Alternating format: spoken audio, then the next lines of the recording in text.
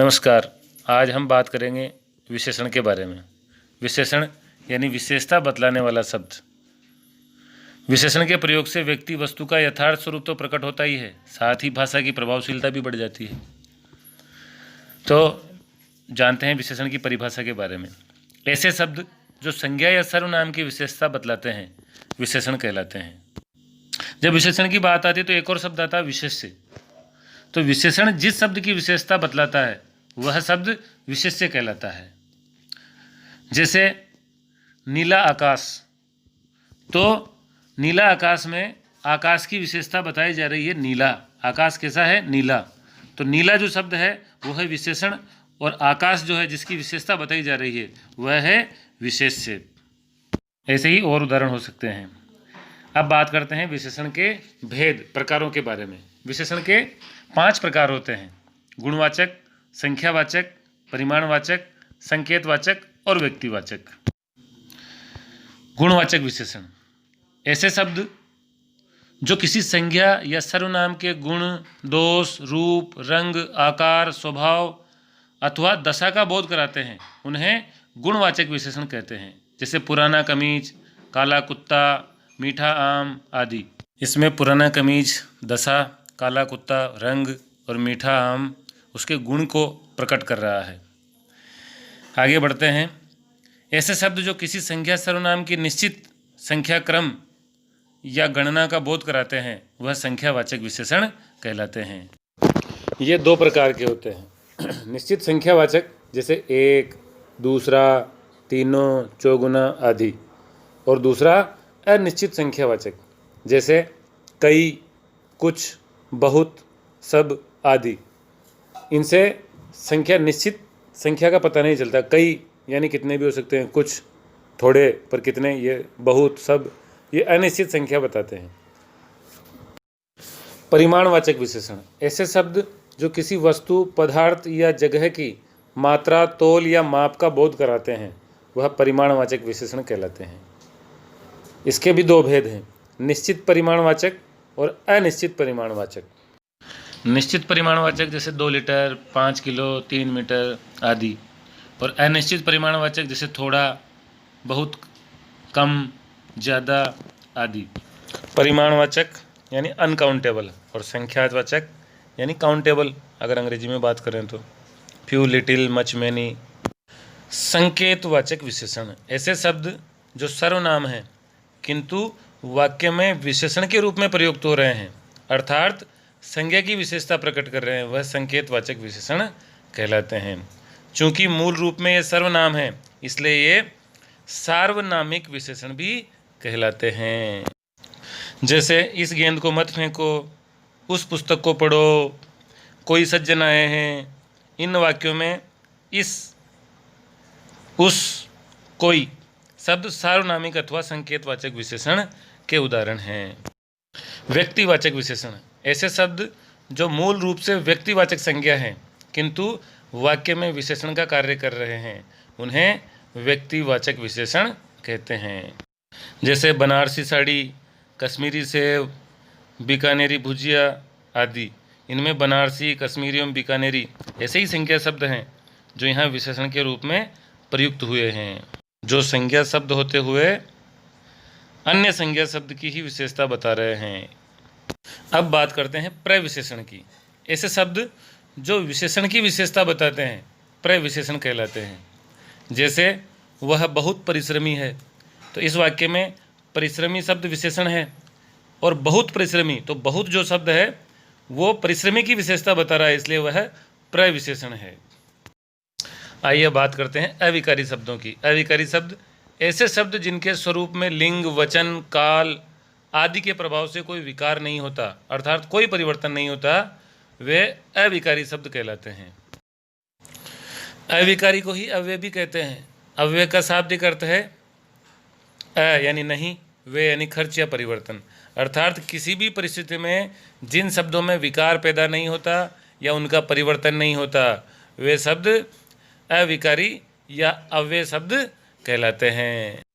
जैसे यहाँ, वहाँ, धीरे, तेज, कब और आदि ऐसे शब्द हैं जिनमें लिंग, वचन, काल आदि का कोई प्रभाव नहीं पड़ता है। ये हर परिस्थिति में अपरिवर्तित हैं। अव्यय के भेद। अव्यय शब्द जो हैं उनको 4 भागों में बांटा गया है। क्रिया विशेषण, समुच्चय बोधक अव्यय, संबंध बोधक और विस्मयादि बोधक। क्रिया विशेषण को फिर 4 भागों में बांटा गया है।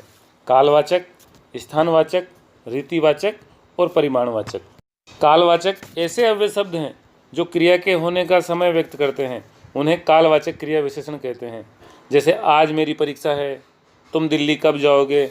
इन वाक्यों में आज और कब कालवाचक क्रिया के उदाहरण हैं तथा अन्य उदाहरण कल, जब, प्रतिदिन, प्राय, अभी अभी, लगातार, अब, तब, पहले, बाद में, तुरंत, प्रातः आदि कालवाचक क्रिया के उदाहरण हैं। स्थानवाचक ऐसे अव्यय शब्द जिनसे क्रिया के घटित होने के स्थान का ज्ञान प्राप्त होता है, उन्हें स्थानवाचक क्रिया विशेषण कहते हैं। जैसे यहाँ, वहाँ, वहीं, कहीं, ऊपर, नीचे, बाएं, पास, दूर, अंदर, बाहर, सामने, निकट आदि। उदाहरण के तौर पर अगर वाक्य लें तो खेल का मैदान विद्यालय के पास स्थित है, रमेश यहाँ रहता है। तो इनसे स्थान का पता चलता है। विद्यालय के पास और रमेश यहाँ रहता है, तो यहाँ पास और यहाँ जो शब्द हैं इसमें उस खेल के मैदान और रमेश की स्थान की स्थिति को प्रकट करता है, इसलिए ये स्थानवाचक विशेषण है। अब रीतिवाचक विशेषण ऐसे अव्यय शब्द जो क्रिया की विधि या रीति को व्यक्त करें, रीतिवाचक क्रिया विशेषण कहलाते हैं। इनसे क्रिया के निश्चय, अनिश्चय, स्वीकार, कारण, निषेध आदि अर्थ प्रकट होते हैं। जैसे तुम बहुत धीरे धीरे चलते हो, जरा तेज कदम चलाओ, झटपट पहुंचना है। इसमें धीरे धीरे, झटपट और तेज रीतिवाचक क्रिया विशेषण के उदाहरण हैं। परिमाणवाचक ऐसे अव्यय शब्द जो क्रिया की अधिकता, न्यूनता आदि परिमाण का बोध कराते हैं, उन्हें परिमाणवाचक क्रिया विशेषण कहते हैं। जैसे थोड़ा थोड़ा, जितना, उतना, अधिक, कम, कुछ। जैसे वह उतना ही भार उठा पाएगा, जितना चाहो ले लो, नदी में पानी अधिक बह रहा है। तो इन वाक्यों में उतना, जितना, अधिक ये शब्द परिमाणवाचक क्रिया के विशेषण के उदाहरण हैं। ये हुए क्रिया विशेषण। अब बात करते हैं समुच्चय बोधक अव्यय की। समुच्चय बोधक ऐसे अव्यय शब्द जो एक शब्द को दूसरे शब्द से, एक वाक्य को दूसरे वाक्य से अथवा एक वाक्यांश को दूसरे वाक्यांश से जोड़ते हैं, उन्हें समुच्चय बोधक विशेषण कहते हैं। समुच्चय बोधक विशेषण 2 वाक्यों को जोड़ने का कार्य तो करते ही हैं, साथ ही विकल्प बताने, परिणाम, अर्थ या कारण बताने में विभेद बताने का कार्य भी करते हैं। इनके समुच्चय बोधक के भी 2 भेद हैं, समानाधिकरण समुच्चय बोधक और व्यधिकरण समुच्चय बोधक।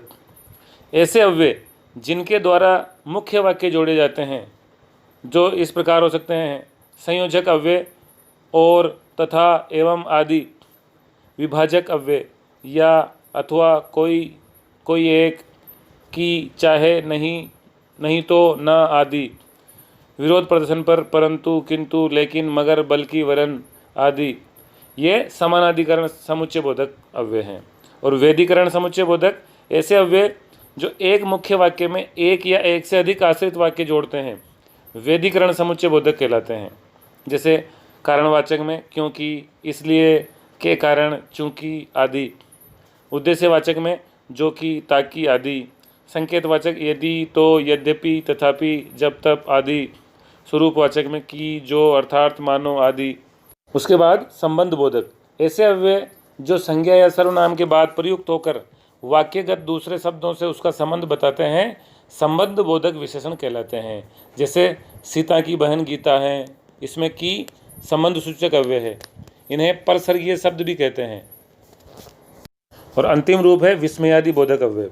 ऐसे अव्यय जिनके द्वारा मनोभावों की अभिव्यक्ति होती है, मनोभावों के परिणाम स्वरूप इनका उच्चारण एक विशेष ध्वनि से होता रहता है। हर्ष, शोक, आश्चर्य, तिरस्कार आदि के भाव सूचित करने वाले अव्यय को विस्मयादि बोधक अव्यय कहते हैं। जैसे हाय, अच्छा, छी, वह आदि।